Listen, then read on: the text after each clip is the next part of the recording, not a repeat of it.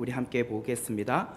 신명기 8장 1절부터 4절의 말씀입니다. 구약 성경 신명기서 8장 1절부터 4절의 말씀입니다. 구약 성경 페이지 수로는 274페이지, 신명기 8장 1절부터 4절의 말씀입니다.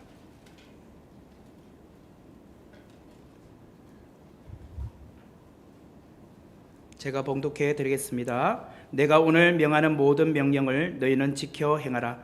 그리하면 너희가 살고 번성하고 여호와께서 너희의 조상들에게 맹세하신 땅에 들어가서 그것을 차지하리라. 내 하나님 여호와께서 이 40년 동안에 내게 광야 길을 걷게 하신 것을 기억하라. 이는 너를 낮추시며 너를 시험하사 내 마음이 어떠한지 그 명령을 지키는지 지키지 않는지 알려 함이라. 너를 낮추시며 너를 줄이게 하시며 또 너도 알지 못하며 내 조상들도 알지 못하던 만나를 내게 먹이신 것은 사람이 떡으로만 사는 것이 아니요 여호와의 입에서 나오는 모든 말씀으로 사는 줄을 내가 알게 하려 하심이니라. 이 40년 동안에 내 의복이 헤어지지 아니하였고 내 발이 부르트지 아니하였느니라. 아멘. 감사합니다. 설교를 시작하면서 참 모든 분들에게 감사의 인사를 드리고 시작하고자 합니다. 정말 2024년 한 해 참 힘들고 어려운 시간들이었잖아요. 12월 달에 들어와서는 참 국가적으로도 정치계가 참 힘든 시간이었고, 또 최근에 아까 장로님의 기도 가운데서 있었지만 무한 제주항공 비행기 사고로 인해서 많은 분들이 또 인명을 달리하는 그런 아픔도 있었고, 참 되돌아보면 우리 주위에 참 힘들고 어려운 소식들만 들려오는 것 같습니다. 그 와중에도 하나님께서 이렇게 1년을 지내게 해주셨다는 것이 얼마나 감사한지 모르겠습니다. 특별히 우리 성도님들 한 분 한 분 본인들에게 주어진 그 귀한 직분을 잘 감당해 주셨고, 맡겨주신 그 사명 끝까지 또 이렇게 감당해 주셔서 진심으로 감사합니다. 새해에도 우리 모두가 힘차게 달려갔으면 좋겠다라는 생각을 합니다. 제가 약간 지금 감기 기운이 있어서 여러분들에게 목소리가 조금 그렇더라도 양해해 주시면 감사하겠습니다. 2024년도 제가 새해 송구 영신 예배를 시작할 때에 오늘 이 시간이었죠. 1년 전에 교회여 일어나라 라는 제목으로 귀한 은혜를 나누었습니다. 2024년 표어를 교회여 일어나자 라는 표어를 갖고 시작을 했습니다. 여러분들이 보실 때는 한 몇 점 정도 주실 수 있을 것 같습니까? 좀 일어나긴 했나요? 네, 좀 이렇게 스마일, 웃자고요. 예배 시간이 너무 경직된 것 같아요. 저부터 좀 그러면 안 될 것 같아서 좀 웃자고요. 이렇게 좀 축제 같은 예배가 되어야 되지 않겠습니까? 그래요. 좀 침체되었던 우리 이런 상황이 조금씩 일어나고 또 꿈틀꿈틀 거린다는 그런 것이 보였습니다. 그러면 2025년도는 무엇을 가지고 하나님 앞에 또 소원을 바라고 표를 삼으면 좋을까라는 생각을 했는데요. 그 표와 관련해서 설교는 돌아오는 첫째 주 주일날 제가 설교를 할 겁니다. 미리 말씀을 드리면 표는 보라 내가 새 일을 행하리라. 이사야서 43장 19절의 말씀입니다. 보라 내가 새 일을 행하리라. 이전과 다른 새로운 일이 또 2025년도에 일어나지 않을까라는 생각을 합니다. 2025년도는 우리 선목교회로는 40주년이 되는 해입니다. 40이라는 숫자가 참 의미가 있어요. 성경에도 보면 40이라는 숫자가 굉장히 의미를 부여하거든요. 이스라엘 백성들이 40년 광야 생활했다. 예수님, 모세 40일간, 또 모세 같은 경우는 시내산에서 하나님과 독대했다. 예수님은 광야에서 40일간 금식했다.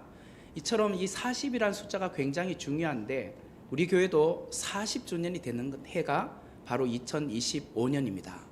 그런 의미에서 보라 내가 새 일을 행하리라. 광야에서 길을 내시고 또 사막에서 강을 내시는 그 하나님에 대한 그 꿈을 갖고 제가 새해 첫 설교를 하려고 합니다. 오늘은 신명기 8장 1절부터 4절의 말씀을 중심으로 하나님의 말씀으로 산다라는 제목으로 귀한 은혜를 나누고자 합니다. 신명기는 모세가 40년 광야 생활을 마무리하면서 모압 평지에 이제 이스라엘 백성들 그들이 가나안 땅으로 입성하기 전에 고별 설교를 하는 것이 오늘 신명기서라고 할 수 있습니다. 다시 말하면 모세가 출애굽한 이후에 광야에서 태어난 2세대들 그들에게 다시 한번 하나님의 율법을 가르쳐 주는 것이 신명기입니다. 오늘 본문의 말씀은 고별 설교하는 모세가 다시 이들이 가나안 땅에 들어갔을 때는 꼭 이것을 기억하고 갔으면 좋겠다. 당부의 말을 3가지 하고 있어요. 그 첫 번째는 모든 명령을 지켜 행하라. 모든 명령을 지켜 행하라. 이것이 첫 번째고, 두 번째는 기억하라라는 거예요. 기억하라는 말을 달리 말하면 잊지 말라. 세 번째는 너희를 낮추라. 너희를 낮추라는 말을 달리 말하면 겸손하라라는 거예요. 이 3가지를 당부하고 있었다는 거예요. 제가 오늘 이 본문을 가지고 이 3가지를 설명을 드리고자 합니다. 첫 번째는 모든 명령을 지켜 행하라. 1절의 말씀을 보시면 내가 오늘 명하는 모든 명령을 너희는 지켜 행하라. 그리하면 너희가 살고 번성하고 여호와께서 너희의 조상들에게 맹세하신 땅에 들어가서 그것을 차지하리라. 모세는 내가 오늘 명하는 모든 명령을 너희는 지켜 행하라 라고 말씀을 하고 있어요. 여기 보면 모세의 설교는 권면하거나 이것 중에 혹은 이것 둘 중에 하나를 선택하라 이렇게 말하고 있는 것이 아니라 명령하고 있었다는 거예요. 모든 명령을 너희는 지켜 행하라 라고 명령하고 있었다는 거예요. 이 명령이란 것은 반드시 행해야 된다는 것이겠죠. 그 말을 달리 말하면 우리가 순종해야 된다라는 뜻입니다. 모든 명령을 너희는 지켜 행하라. 이것이 먼저 선행되어야 된다는 거예요. 그렇게 하면 그 다음 말이 그리하면 너희가 살고 번성하고 여호와께서 너희의 조상들에게 맹세하신 땅에 들어가서 그것을 차지하게 될 것이다. 이렇게 되어 있다는 거예요. 오늘 1절의 말씀을 잘 보시면 명령이 먼저 있고 그 명령에 순종하면 축복이 온다는 거예요. 그러니까 다시 말하면 이 명령이 곧 순종이죠. 그 말씀에 내가 순종하면 나에게 축복이 온다는 거예요. 광야에서 살아남고 승리하는 비결은 단순합니다. 하나님의 말씀에 순종하면서 나아가면 된다는 거예요. 토를 달지 말고 하나님의 말씀에 순종하면서 한 걸음 한 걸음 그 말씀대로 따라가면 된다는 거예요. 성경에서 순종했을 때에 복 받았던 그런 대표적인 인물이 있어요. 그 사람이 누구냐면 믿음의 조상 아브라함입니다. 창세기 12장 1절의 말씀을 보면 여호와께서 아브라함에게 이르시되 너는 너의 고향과 친척과 아버지의 집을 떠나 내가 네게 보여줄 땅으로 가라. 하나님께서 도시 문화에서 잘 살고 있었던 아브라함에게 내가 너에게 보여줄 땅으로 가라고 했어요. 줄 땅. 이 말을 보면 굉장히 황당한 명령이에요. 왜냐? 보여준 땅이 아니라 이미 보여준 땅이 아니라 보여줄 땅. 아직은 나에게 보여주지 않은 땅이에요. 막연한 땅이죠. 아니 목적지를 알려주셔야 내가 가는 거 아닙니까? 그런데 보여줄 땅으로 가라는 거예요. 일단은 나가라는 거예요. 여기서 떠나라는 거예요. 정확한 목적지는 지금 가르쳐주지 않겠지만 내 말대로 떠나가면 그때서야 내가 비로소 너에게 그 목적지를 알려주겠다는 거예요. 이게 굉장히 중요한 거예요. 요즘처럼 내비게이션이 없었고 최첨단 지도도 없었던 그 시대잖아요. 모든 것을 버리고 떠난다는 것은 정말 쉽지 않은 것입니다. 그러나 지금 목적지도 알지 못하는 그 험난한 여정의 길을 가야 될 때 얼마나 불안하고 근심이 되지 않을 수 없었어요. 근심이 아마 많이 되었을 거예요. 그러나 하나님의 말씀을 믿고 나아가라는 거예요. 이게 다시 말하면 순종이에요. 순종하면 내가 복을 너에게 주겠다는 거예요. 우리는 길을 보여주시면 순종하겠습니다 이러잖아요. 그죠? 하나님 내게 복 주시면 내가 그 다음부터 하나님 말씀대로 잘 살아볼게요. 내게 어떤 것을 주시면 조건을 달잖아요 우리는들. 그러나 하나님은 성경에서 말씀하시기를 순종하면 복 줄게. 일단 나가. 믿음의 길을 걸어봐. 이렇게 말씀을 하고 계세요. 우리의 일의 진행 순서와 하나님의 일의 진행 순서는 다르다는 거예요. 우리는 결과를 주시면 늘 그러잖아요. 우리는 하나님 앞에 기도할 때도 하나님 이번에 합격하게 해주시면 제가 열심히 교회에 나갈게요. 이번에 뭘 해주시면 제가 한번 더 열심히 믿음 생활 해볼게요. 이게 우리의 생각이잖아요. 그러나 성경은 끊임없이 하나님을 믿고 가라. 그러면 복을 받을 것이다. 이렇게 말을 하고 있다는 거예요. 아브라함은 순종했습니다. 언제 어디로 왜 어떻게 가야 될지 아무것도 알지 못한 채 막연하게 하나님 말씀대로 따라 나섰어요. 나서다 보니 그 말씀에 순종하다 보니 하나님께서 그를 복의 근원이 되게 해주셨다는 거예요. 우리는 한 번도 가보지 않은 2025년이라는 시간이 이제 우리에게 주어졌습니다. 우리는 새해가 되면 많은 기도 제목을 가지고 하나님 앞에 기도할 겁니다. 하나님 이런 복 저런 복이 우리의 가정에 우리의 직장에 우리의 자녀들에게 임하게 해달라고. 그런데 축복은 언제 오는가? 순종할 때 온다는 거예요. 그 하나님의 말씀에 명령에 순종할 때 그때 우리에게 복이 온다는 거예요. 2025년은 하나님의 말씀에 더욱더 순종하는 한 해가 되기를 바랍니다. 순종함으로 축복이 여러분의 개인과 가정에 임하길 바라요. 두 번째로 오늘 모세의 고별 설교를 통하여 제2세대들에게 주신 말씀은 기억하라는 거예요. 기억하라. 2절의 말씀을 보시면 내 하나님 여호와께서 이 40년 동안에 내게 광야 길을 걷게 하신 것을 기억하라.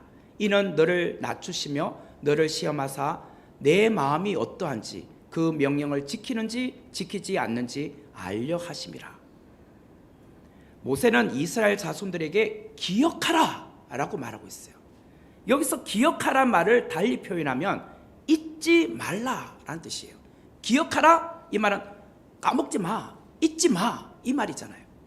왜 모세는 가나안 땅에 들어가서 살게 될 이스라엘 백성들에게 잊지 말라고 말씀하고 있을까라는 거예요.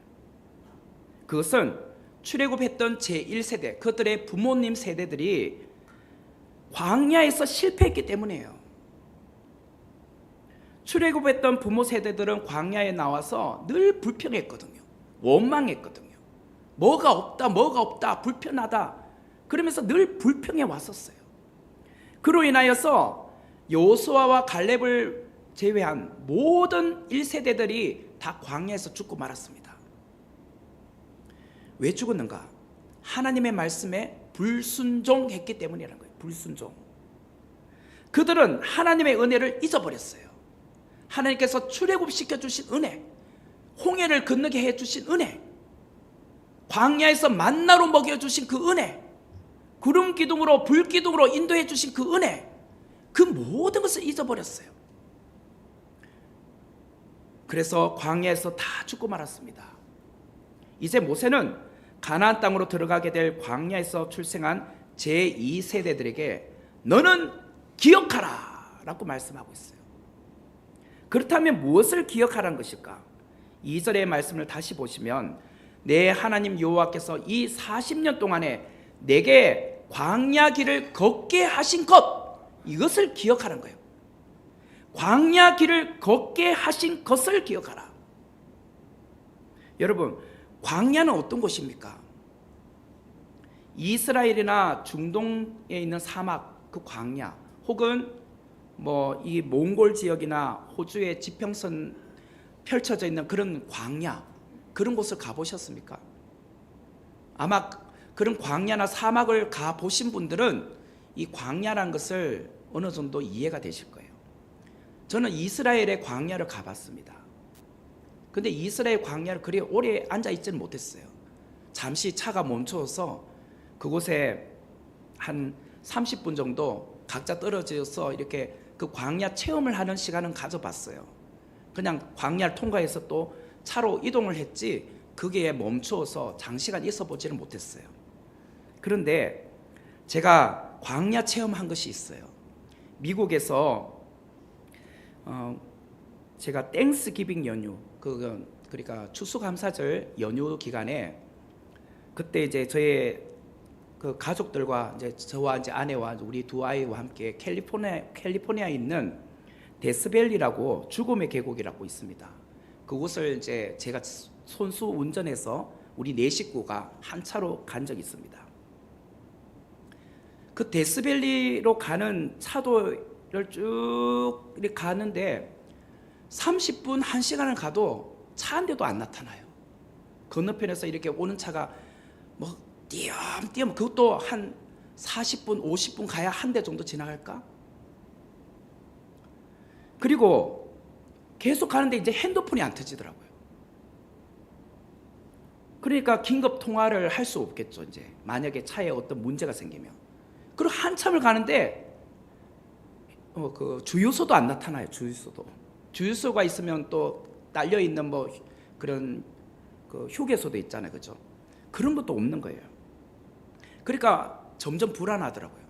아무리 가도 뭐 이렇게 사람이 보이거나 차가 있거나 어떤 가스 스테이션, 뭐 주유소가 있거나 그런 게 없잖아요.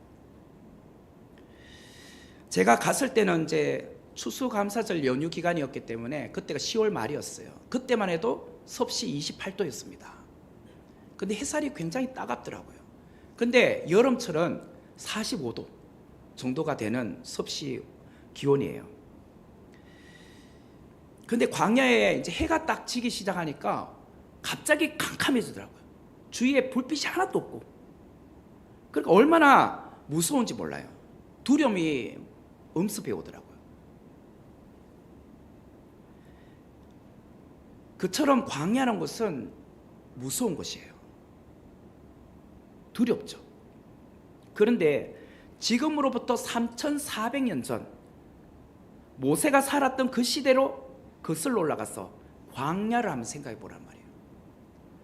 그때는 이 광야가 지금보다도 덜 개발되었지 않겠습니까? 아무것도 없을 거 아니에요. 만약에 광야에 마실 물이 없다, 또 먹을 음식이 없다, 고갈된다, 이러면 그냥 죽는 겁니다. 이처럼 광야는 생존의 문제와 직결된 장소예요. 200만 명이 넘는 이스라엘 백성들이 광야에서 40년을 살았다. 이게 가능합니까? 기적이죠, 기적. 어떻게 40년을 광야에서 지낼 수 있었을까? 하나님께서 그들에게 하늘의 양식인 만나로 먹여주셨기 때문이에요. 그리고 낮에는 그 뜨거운 햇볕을 구름 기둥으로 가려주셨고, 밤에는 그 추운 기온을 불기둥으로 그들의 체온을 유지하게 해주셨단 말이에요. 그러했기 때문에 그들이 생존할 수 있었던 거예요. 만나는 한 사람이 한 오멜씩 거두었다고 성경에 나옵니다. 한 오멜. 이 한 오멜이란 것은 2340g이에요. 2340g. 근데 이스라엘 백성 전체가 대략 200만 명이라고 했을 때 계산해 보면 하루에 4,400톤, 그것이 하늘로부터 내려와야 되는 거예요. 4,400톤. 그러니까 4톤 트럭으로 보면 1,100대가 매일같이 그 트럭에 실려야 된다는 거예요. 어마어마한 양을 하나님께서 매일같이 그렇게 공급해 주셨다라고 생각해 보세요. 만약에 하나님께서 오늘 깜빡하고 만나를 안 내려주시면 어떻게 돼요? 하나님께서 오늘 늦잠 잤거나 아니면 깜빡해가지고 하루 그냥 잊어버렸어. 그럼 하루 굶는 거잖아요. 만약에 하나님께서 능력이 없다, 이달에 직원들에게 봉급줄 그게 돈이 없으면 못 주는 거잖아요. 그 능력이 없으면 어떻게 되는 거예요? 그러면 우린 죽는 거 아닙니까? 근데 하나님은 매일같이 하루도 쉬지 않고, 뭐 안식일 날은 이틀분 주셨지만 하루 전날 매일같이 규칙적으로, 그것도 40년을 4톤 트럭에 1100대 분량의 만나를 공급해 주셨다고 생각해 보세요. 이게 어마어마한 양이 아닙니까? 만약에 이것을 그들이 매일같이 실어서 날랐다고 생각해 보세요. 그 불가능한 일이 아닙니까? 그런데 그날 먹을 것을 주신 거예요. 이스라엘 백성들이 그거 짊어지고 갈 불편함을 없애주기 위해서 그날 필요한 것을 주셨다는 거예요. 이것만 봐도 하나님은 신실하죠. 하나님은 무한한 능력을 지니신 분 아니십니까? 그뿐 아니라 낮에는 구름 기둥으로 밤에는 불 기둥으로 이스라엘 백성들을 지키시고 보호하셨다.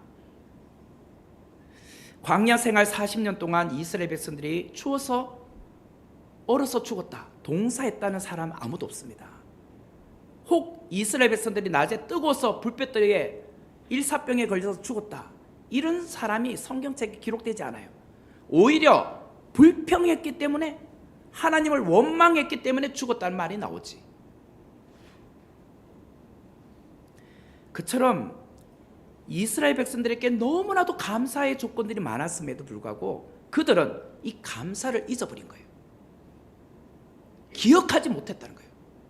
그래서 오늘 하나님이 말씀하시는 거죠. 모세를 통하여 기억하라. 2절의 말씀을 다시 보면, 내 하나님 여호와께서 이 40년 동안에 내게 광야 길을 걷게 하신 것을 기억하라. 모세는 이스라엘 백성들에게 기억하라, 잊어버리지 말라, 그렇게 말씀하고 있어요. 사람들은 주로 언제 잘 잊어버립니까? 배고프고 힘들 때 잘 잊어버릴까요? 아니면 배부르고 등 따실 때 잘 잊어버릴까요? 배부르고 등 땄을 때 잘 잊어버리더라고요. 앞으로 살게 될 가나안 땅이 그렇다는 거예요. 지금까지는 매일같이 하나님이 공급해 주신 그 만나로 살지만, 가나안 땅에 들어가면 이제 농사를 짓거든요. 자신들이 거두어들여서 창고에 곡식을 저장하니 이제 등 따시고 배부른 겁니다. 하나님을 찾을 이유가 없어지는 거예요. 그러니까 잊어버리는 겁니다. 오늘 모세는 그것을 경계하는 겁니다. 너희들 앞으로 가나안 땅에 들어갈 것이지만 그때 너희들은 광야 40년 동안 하나님께서 매일같이 만나로 먹이셨다는 것을, 광야 길을 걷게 하셨다는 것을 잊지 말라. 사람은 망각의 동물이라고 합니다. 잘 잊어버린대요. 시간이 지남에 따라 오래된 기억이 자연스럽게 잊어진다고 합니다. 때로는 불필요한 것들은 망각해야 하겠죠. 예를 들자면 아픈 추억, 그런 아픔, 상처, 이런 것들은 자꾸 마음에 자꾸 간직하고 있으면 병들어요. 그런 것은 좀 잊었으면 좋겠죠. 그죠? 그처럼 기억해야 될 것도 있고 잊어버려야 될 것이 있어요. 그런데 반드시 기억해야 될 것이 있다는 거예요. 반드시. 잊어야 될 것은 잊어야 되지만 잊지 말아야 될 것을 잊으면 안 된다는 거예요. 무엇을 잊지 말아야 되는가? 하나님께서 40년 동안 이스라엘 백성들을 광야 길에서 인도해 주신 것, 이거는 절대로 잊지 말라는 거예요. 절대로. 오늘 송구 영신 예배를 드리는 우리는 하나님께서 지금까지 우리의 걸음걸음을 인도해 오셨어요. 이걸 여러분 기억하십니까? 여러분들이 예를 들어서 60년을 사셨다면 60평생 살아오면서 하나님이 순간순간마다 나를 광야 길 가운데 인도해 오신 것, 만나로 먹이시고 구름기둥, 불기둥으로 인도해 오신 것, 여러분 잊지 않고 살아가고 계십니까? 그거는 절대로 잊지 말라는 거예요. 여기까지 도우신 에베네셀 하나님, 그것을 기억하라는 거예요. 기억하라. 새 찬송가 301장에 보면은 지금까지 지내온 것 주의 크신 은혜라, 한이 없는 주의 사랑 어찌 이루 말하랴. 자나깨나 주의 손이 항상 살펴주시고 모든 일을 주 안에서 형통하게 하시네. 제가 신방 갈 때 성도님들에게 무슨 찬송 부를까요? 어떤 찬송 좋아하세요? 많은 분들이 301장으로 고르시더라고요. 그래요. 우리는 좋아하는 찬송가로 301장을 부르는데 정말 이 가사처럼 우리가 말씀을 기억하느냐 말이에요. 지금까지 지내온 것이 정말 주의 크신 은혜 아닙니까? 그런데도 불구하고 우리는 자꾸 주의 사랑, 그 은혜를 망각해요. 잊어버려요. 망각하지 마십시다. 기억합시다. 그러면 오늘 아무리 힘들어도 살아갈 수 있는 힘이 생기는 거예요. 세 번째로 모세의 고별 설교를 통하여 제2세대들에게 주신 말씀은 너를 낮추라고 하고 있어요. 너를 낮추라. 2절과 3절의 말씀을 보시면 내 하나님 여호와께서 이 40년 동안에 내게 광야 길을 걷게 하신 것을 기억하라.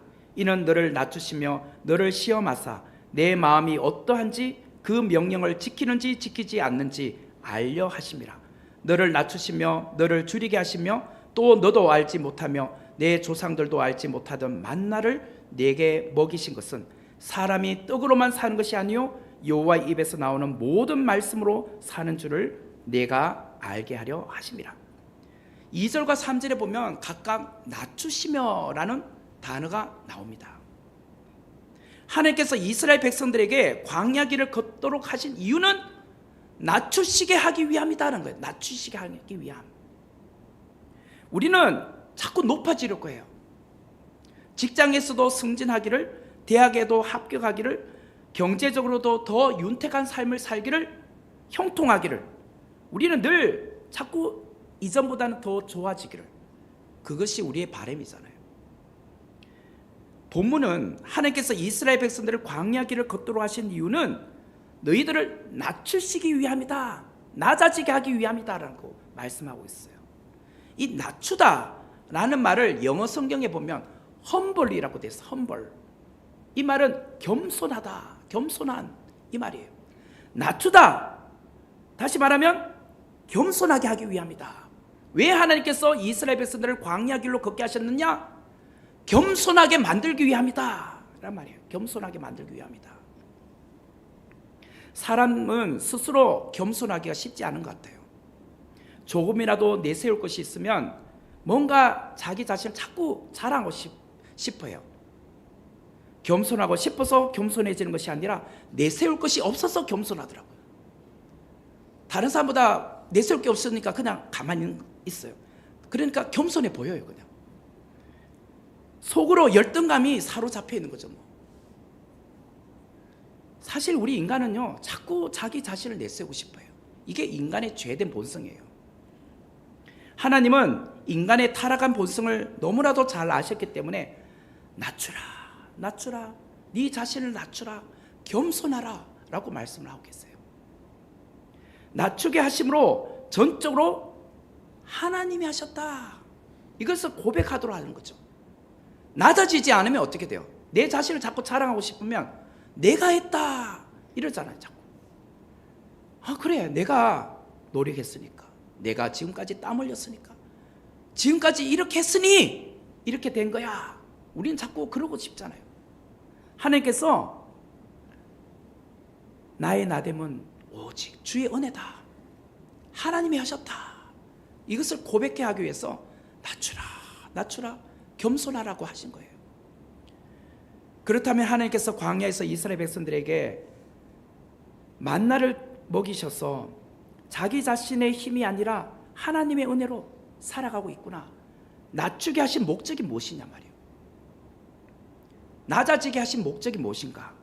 그것은 사람이 빵으로 사는 것이 아니라 여호와의 입에서 나오는 모든 말씀으로 사는 존재라는 것을 철저하게 가르치기 위함이에요. 사람이 떡으로 사는 게 아니래요.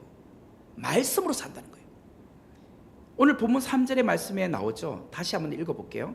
너를 낮추시며 너를 줄이게 하시며 또 너도 알지 못하며 내 조상들도 알지 못하던 만나를 내게 먹이신 것은 사람이 떡으로만 사는 것이 아니요 여호와의 입에서 나오는 모든 말씀으로 사는 줄을 내가 알게 하려 하심이라.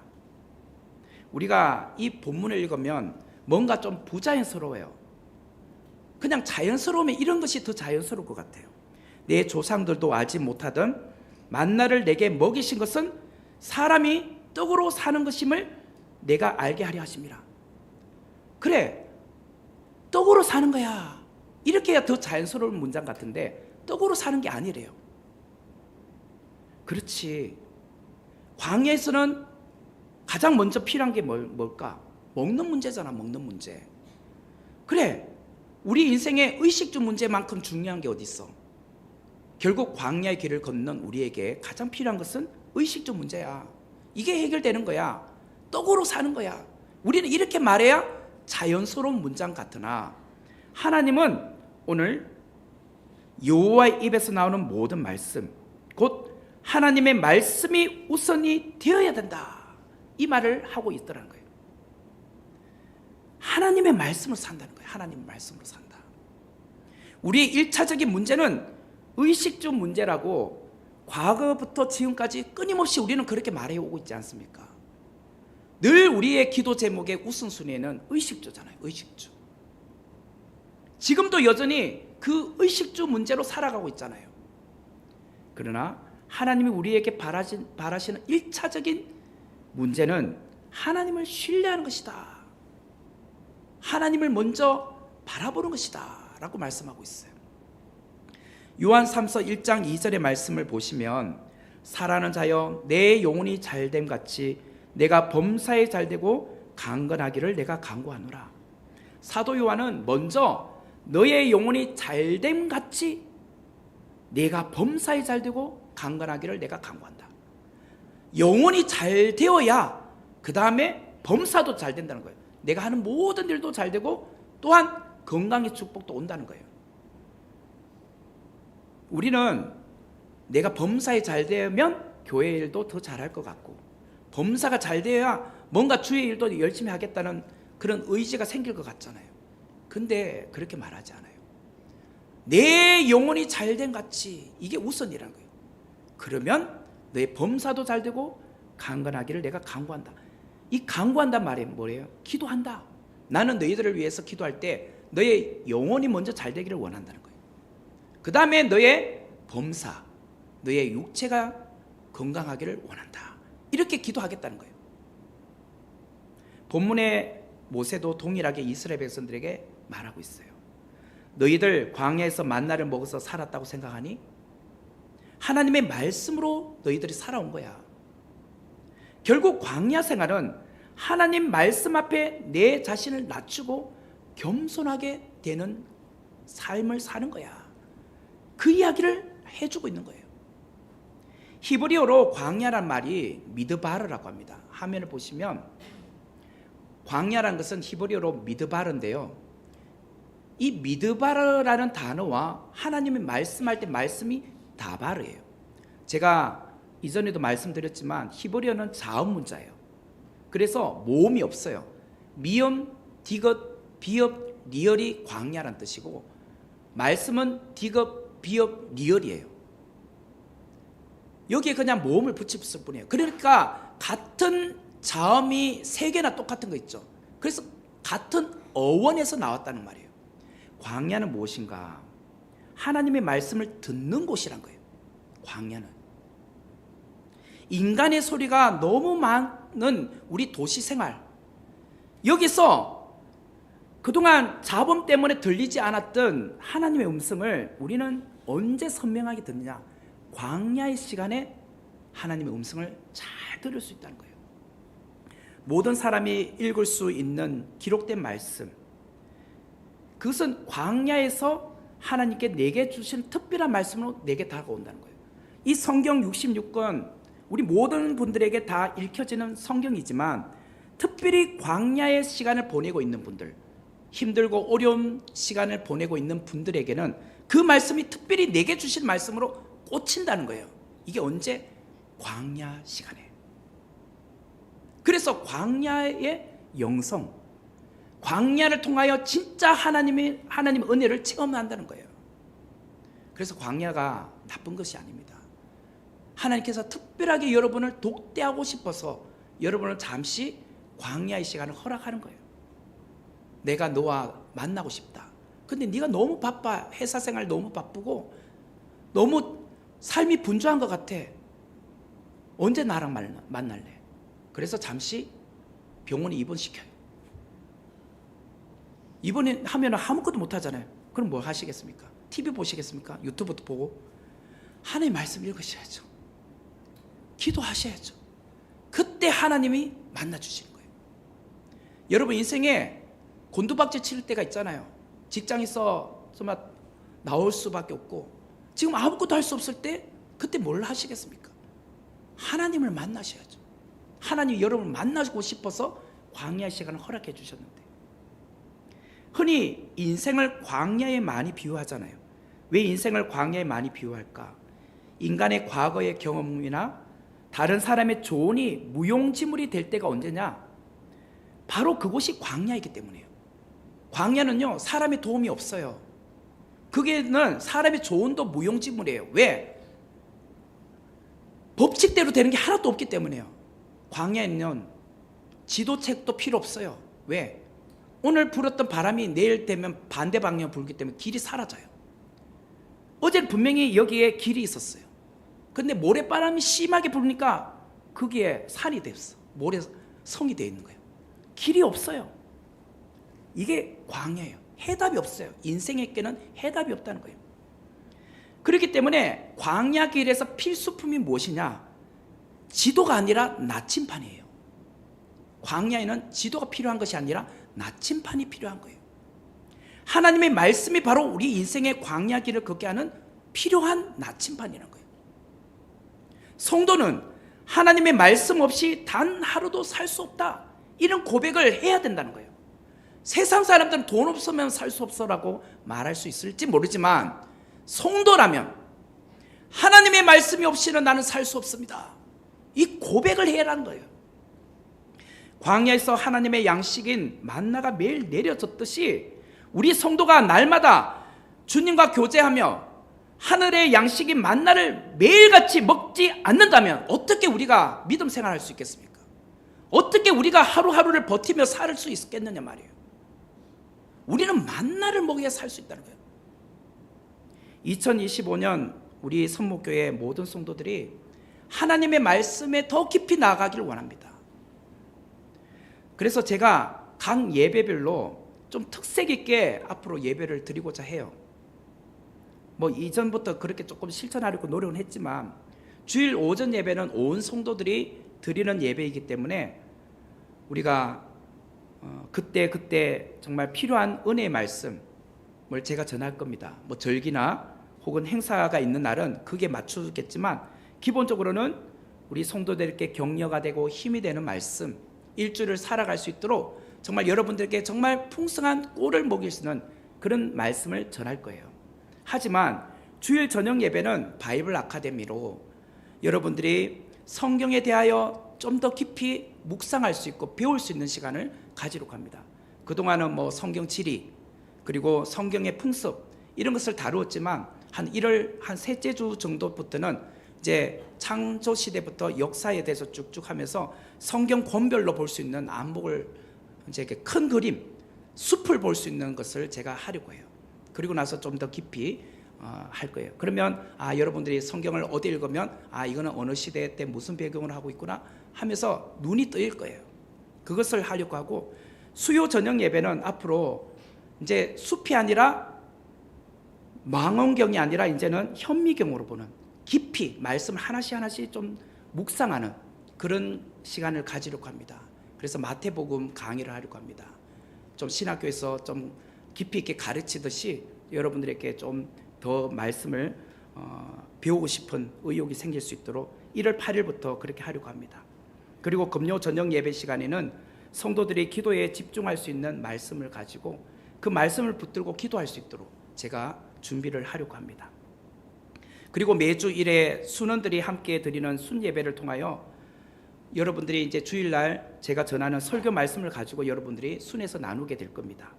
그리고 거기서 함께 기도 제목을 나누게 될 거예요. 또한 순에서는 성경 일독을 할 수 있도록 격려할 겁니다. 지난주 주일날 주보안에 성경 일독 할 수 있도록 제가 넣어드렸는데 여러분들이 이제 성경 일독을 꼭 하시길 바래요. 이렇게 성경 읽기표 오늘부터 이제 창세기 1장 1절부터 창세기 1장부터 5장까지 일도로 되어 있는데 여러분들이 이렇게 따라 하시면 1년에 성경 일독을 하실 수 있습니다. 우리가 세상 책은 많이 읽잖아요. 한강의 책도 많이 읽으시는데 성경 언제 읽으시렵니까? 베스트 중에 베스트인데 네, 읽으시길 바라고, 그 다음에 우리가 성경 암송도 이제 달별로 하려고 합니다. 12월 달에는 시편 23편 우리가 함께 암송을 했고요. 1월 달에는 시편 121편을 이제 함께 암송을 하려고 합니다. 여러분들이 순에서 매주 모일 때마다 그렇게 이제 그달 성경을 좀 암송해 주시고, 그 성경을 많이 알면 알수록 여러분들에게 힘이 됩니다. 그래서 온 교회 안에 하나님의 말씀을 읽고 배우고 나누는 것이 정말 우리 삶 속에 그 말씀이 풍요로워지는 것이 실천되는 해가 2025년이 되었으면 해요. 왜 우리는 하나님 말씀을 가까이 해야 될까? 사람이 떡으로만 사는 것이 아니요 여호와 입에서 나오는 모든 말씀으로 살기 때문이란 거예요. 본문 3절의 말씀을 가지고 신약에 보면 예수님께서 공생애를 시작하시면서 광야에서 40일 동안 있으면서 사탄에게 시험 받을 때 하셨어요.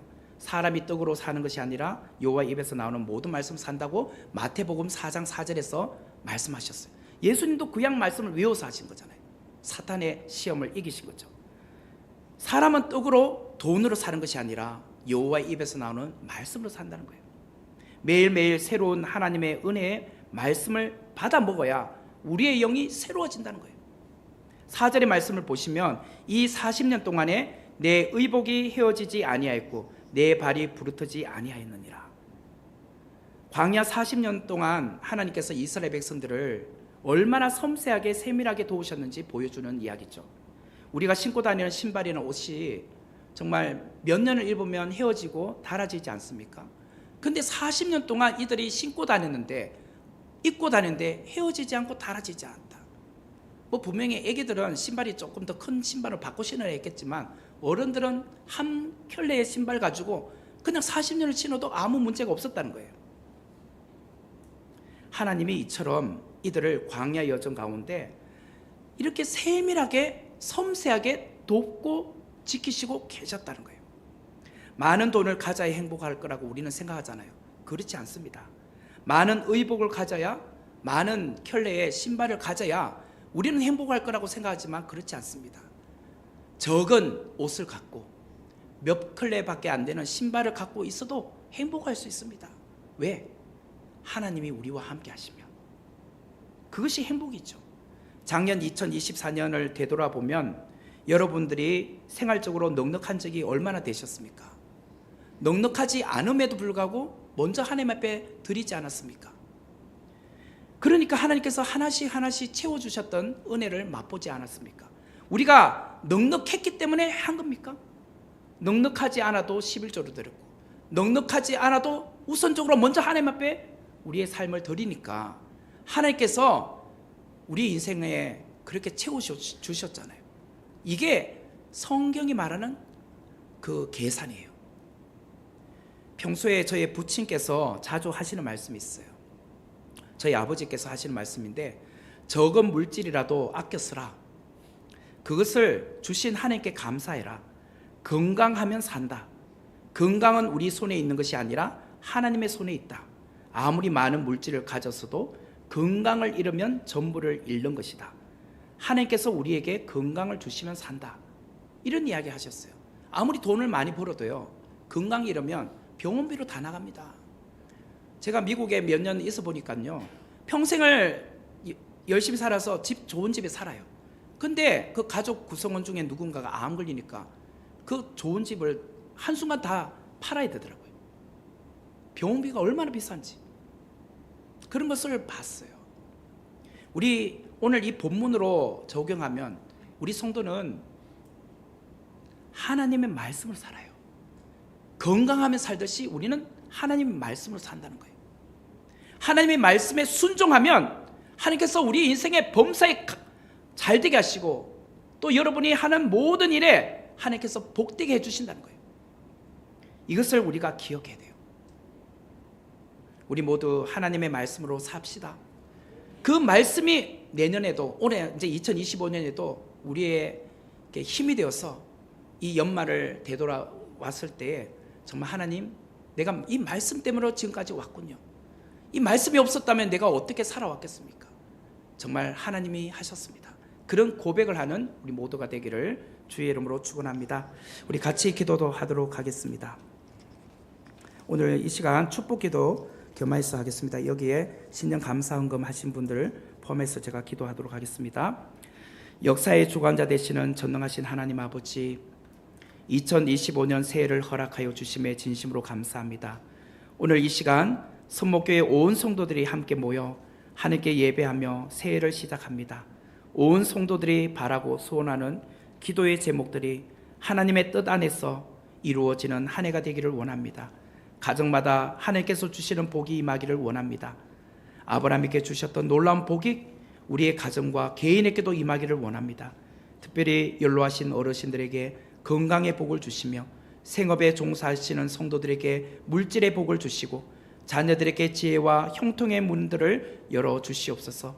2025년은 선목교회 온 성도들이 매일 하나님의 말씀을 읽고 배우고 실천하는 일이 정말 우리의 삶에 적용되고 또 어떠한 시련이 와도 시들지 않는 샘 곁에 심겨진 무성한 나무처럼 하나님의 말씀을 살아가는 성도들이 되기를 원합니다. 또한 성도들이 예배 자리를 사모하게 하시며 영적인 것을 강구하게 하시며 모든 성도들이 하나님을 자랑하는 간증의 주인공이 되게 하여 주옵소서. 지난달을 되돌아보면 정치적 불확실성과 무한 제주항공 여객기 폭발 사고로 너무나도 안타까운 소식들이 있었습니다. 또한 대외적으로 보면 전쟁이 멈추지 않고 있으며 북한의 김정은의 독재로 인해 수많은 북한 주민들이 고통 가운데 있습니다. 어디를 봐도 기쁜 소식을 찾아보기 어렵습니다. 하지만 우리의 소망이 되시고 평화의 왕으로 오신 예수님이 우리의 주인 되어 주시옵소서. 그 주님이 이 모든 어려운 문제들을 정말 해결해 주실 수 있는 줄 믿습니다. 특별히 우리가 살아가는 이 나라에 악법이 제정되지 않게 하여 주옵소서. 우리 안에 있는 물질 만능주의와 인기주의, 탐욕주의, 세상의 가치관의 우상을 철폐하게 하시고 온전히 하나님께로 돌아와 하나님의 거룩한 신부로 살아가게 하여 주시옵소서. 끝으로 우리 선목교회가 정말 이 시대에 하나님의 구원의 방주의 역할을 잘하며 하나님의 뜻에 순종하며 우리 모든 성도들이 한 마음이 되어서 교회를 아름답게 세워가게 하여 주시옵소서. 오늘 신년 감사 예물을 드리는 모든 성도님들 한 분 한 분 기억하여 주시사 이 물질에 담겨있는 기도의 제목처럼 하나님 가정에 필요한 것들로 공급하여 주시고 넘치고 풍성한 은혜가 임하게 하여 주옵소서. 예수님의 이름으로 기도하옵나이다. 아멘.